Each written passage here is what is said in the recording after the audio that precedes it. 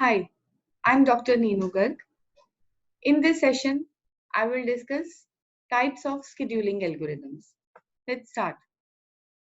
There are different types of scheduling algorithms. All those algorithms can be divided in two categories. They can be either non-preemptive scheduling algorithms or preemptive scheduling algorithms. Let's start with non-preemptive scheduling algorithms.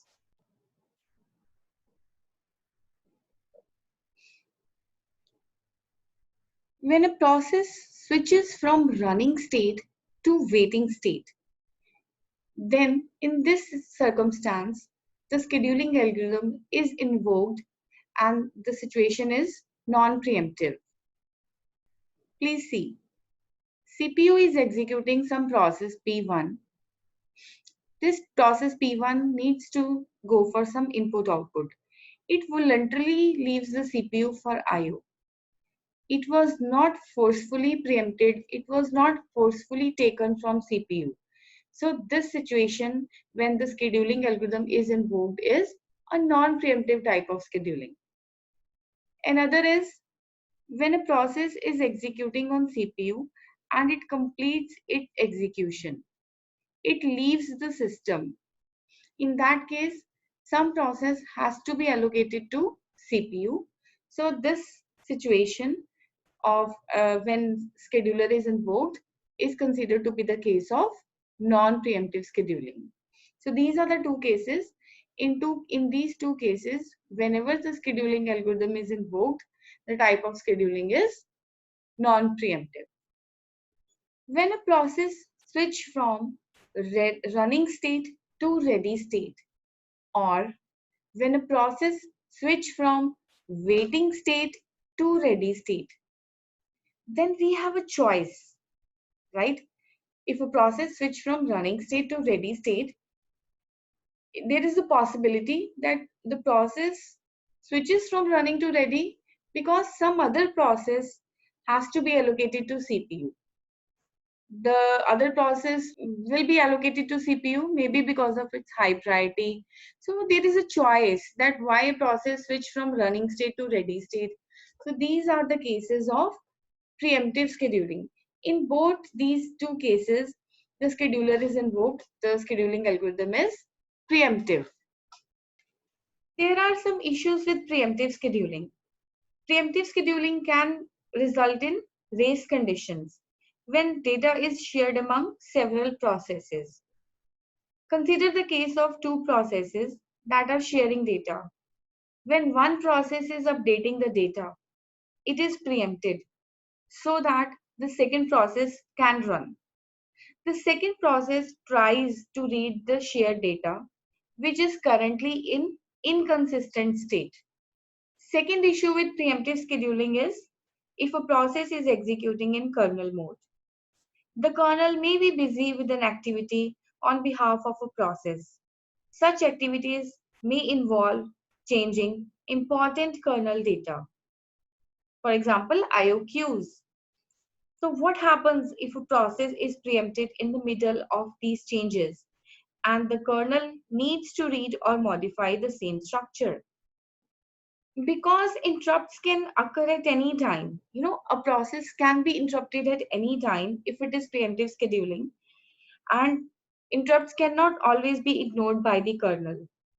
So the sections of code which are affected by interrupts must be guarded. The operating system needs to accept interrupts at almost all times. Otherwise, input might be lost or output might be overwritten, so that these sections of code are not accessed concurrently by several processes. They disable the interrupts at entry and re-enable the interrupts at exit. So one solution can be if a process is executing in kernel mode, any interrupt can be, all the interrupts can be disabled if a process is executing in kernel mode, and the interrupts will be enabled once the process is done its execution in kernel mode. There is an important point to note that the scheduling algorithms are applied to those processes which are in ready state, means they are ready to be allocated to main CPU. I will explain it with the help of a diagram. This is main memory. In one part there is operating system. See, there are 5 processes in main memory at this time. Okay. P1 and P2 are in ready state, and P4 and P5 are in waiting state. I am assuming this. And scheduler has currently allocated P1 to CPU for execution. So it means CPU is executing P1 process. Let's assume that P1 wants to go for IO. So if P1 wants to go for IO, then the state of process will be blocked or waiting or waiting. Now, what other processes are available in main memory? P2, P3, P4 and P5. If we see that we have 4 choices, does scheduler has 4 choices? No. Scheduler just has 2 choices, P2 and P3. Why? Because P4 and P5 are not in ready state. They are not ready to be allocated to CPU. They are currently in waiting state. They are waiting for some device. Okay. So scheduler can select any one of these 2 available processes which are ready to be allocated to CPU. So this is an important thing, that CPU scheduling algorithm will be applied only to those processes which are in ready state. This was all about types of scheduling algorithms. We understood the terms non-preemptive scheduling and preemptive scheduling. Thank you.